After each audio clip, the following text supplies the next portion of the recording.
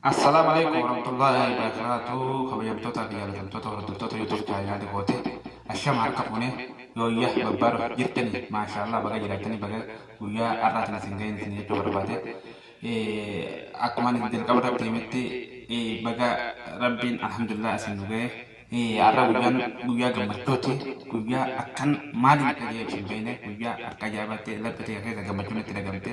Gammachuuti jechuunis isin qooduuf hin dhufaniiti. Gammachuun xiyya gammachuu ta'isanii isinis akkasumatti gammadan jedhan yaada warra waliin gammadu warra waliin gammachuun itti fufu warra waliin gammachuun bakka baay'ee geessu rabbiin obboleeyyii gaarii fakkaate maashaallah meegula aamiin jaameera takka maashaallah hedduun gammade wallaahi jedhe dhugaa rabbitti hedduun gammade guyyaan irraa alaaf guyyaa gammatu yooti Hacaaluun ta'e isaa maal ni beekta namni du'e namni jiru seenaa ni xureessaas ni haaromsas ammas akkasumatti lubbuun jirtu waa hedduu agarsiise kanaafuu baga jiraanne alhamdulillah guyyaa gammachuu kana ga'e maaliif gammachuun kee maali jechuun keessa hin oolu gammachuun kee qoqqobbii mootummaan Ameerikaa aangawoota warra biltiginnaa gubbaa ka'e gammachuun kee guddaan gammachuu maashaallah yaa maashaallah wallaahi dhugaa rabbitti namni mi'aa bilisummaa beeku namni mi'aa bilisummaa beeku namni hadhaa gabrummaa beeku waan biraniiti namni mi'aa bilisummaa fi hadhaa gabrummaa beeku dhugaa rabbitti guyyaa irraa yoo gammanne waa namaan filmisa maaliif Itoophiyaan biyya eenyuti ta'e maaliif namni biyya isaa jirtu maaliif rakkoo biyya isaa irratti gammada gaafii ta'uun oolu kunis deebiin qaba akka yaadatti deebiin qaba. Ameerikaan yeroo baay'ee uummata mirga namummaa sarbamu jiru kana yoonisaa ta'e waan duguggaa sanyii kajaamu kana dhiyeesse jetteeti badhaafamaa noobeel piraayisii badhaafamaa noobeelidha kadhattee dadhabdee akkasuma gamtaan Awurooppaattis. Nutoo kana keessa maaltu nu gammachiise waan ajaa'ibaati. Dhuguma rabbitti mirga namummaa mirga biyyummaa dhabuudhaaf biyya keessattoonni waan irraa nu gammachiise. Oromiyaan teenya Itoophiyaan teenya kanarraa mirga namummaa hin qabnu mirga biyyummaa hin qabnu kana nu gammachiise. Osoo mirga namummaa qabaannee qaaliin gaariin kan jechi isa ibsu hin jirre kabajamaa fi jaalatamaan Jawaar Mohaammed qabsaa'aa mirga dhala namaa kan warruma okkotee kanaa bilisoomse. Arra waggaa tokko guyyaa 329 moo 30 fakkaata mana hidhaa keessa gidiraa mana hidhaa keessa namoonni beektu akkasa cinqataa mana hidhaa keessa jira jechuudha. Obboleessa keenya qaalii gaarii hoggantoonni keenya akka Baqqalaa Garbaa Shanfreddiin Xaa ustaazii beekaman akka Hamzaa Booranaa qabsaa'aan amantii fi mirga namummaatii fi sababa isaatiif qabsaa'u Hamzaa Booranaa arra mana hidhaa keessatti akkasitti rakkachaa jira jechuudha. Warri biltiginnaa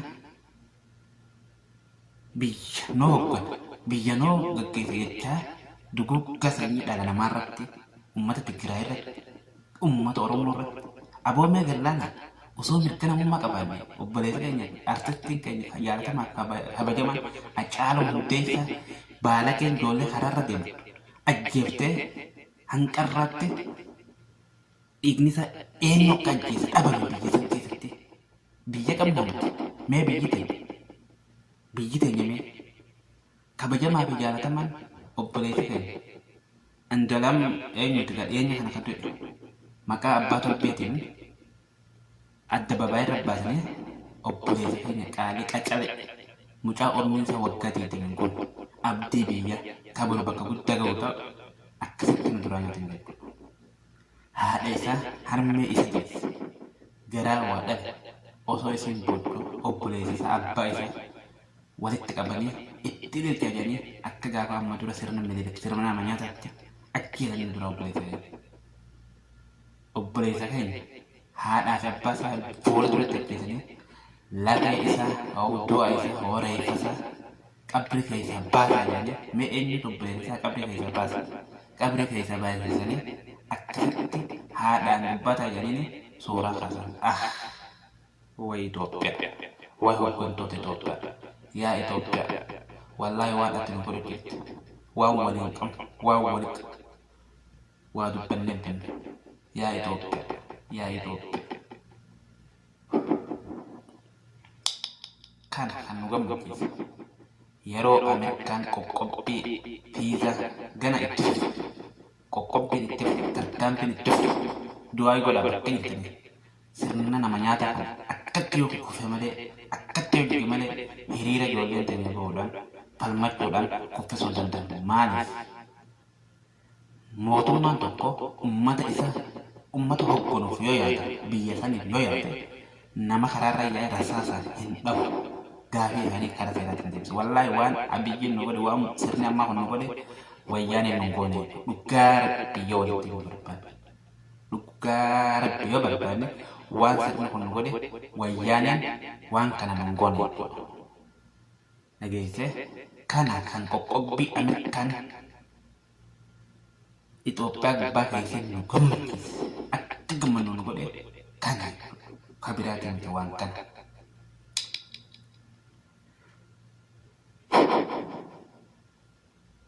Wallahi waan kun yoo itti yaatan namni dhugaan itti yaade hedduu waan namatti dhagamaate waan sammuu namaa tuqaate waan akka yaabaatti duguggaan sanyii Wallagga Gujii Oromiyaa karaa lixaa keessatti raawwatamu jiru.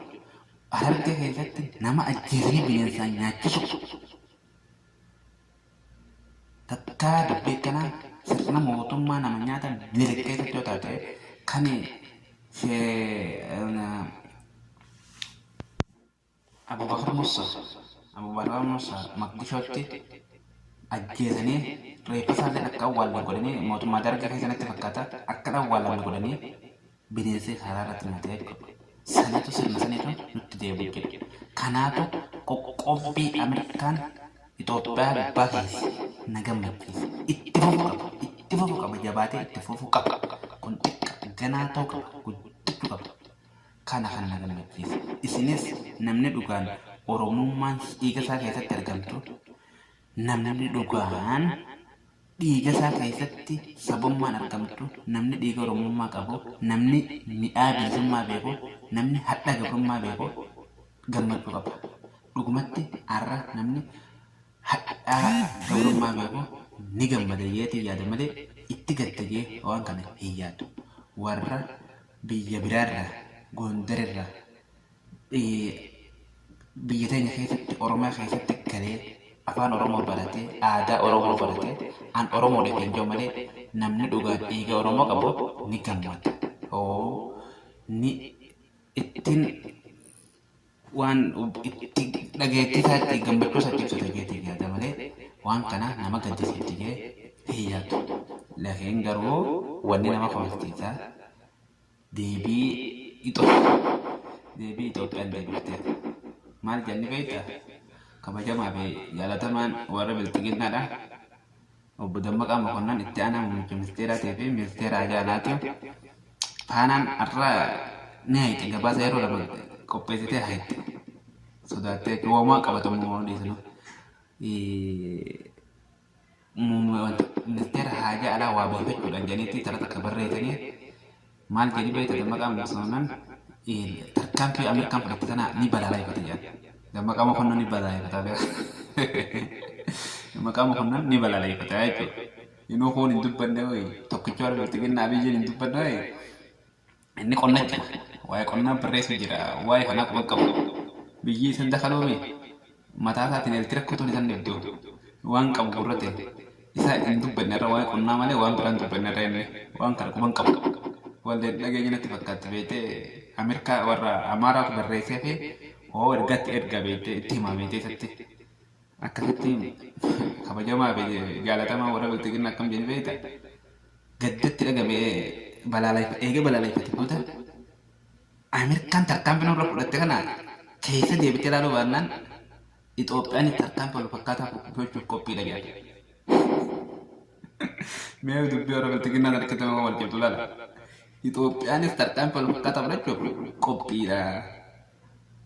Akkuma gaafa dhiyoo Tigraay waraana isaanii irratti waraana keenya irratti iizii kaabaa irratti tarkaanfii fudhannaan nutis tarkaanfii wal fakkaataa fudhachuuf qophiyyanii tarkaanfii irra fudhatan irratti arraas tarkaanfii wal fakkaataa Ameerikaa irra fudhachuudha qophii isaaniis.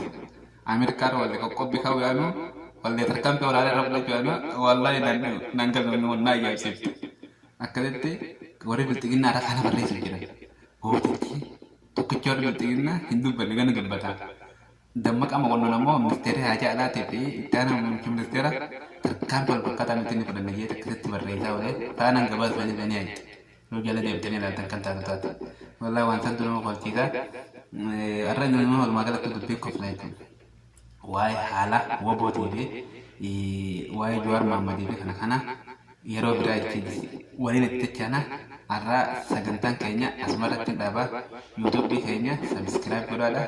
Namni viidiyoon kun bira keessee laayik illee godhaadha. Yoo isinitti tolchanii sheer godhaadha. Warri miseensa keenya hin ta'in sabiskiraayib nu godhaadha. Asumarratti isin irraa dhaabaa. Assalaamu alaikum warahmatullahi wabarakatuh. Hayya hallaa yaa kuwanii marraan isin jaaladha. Galatoomaa naa ol baadhaa.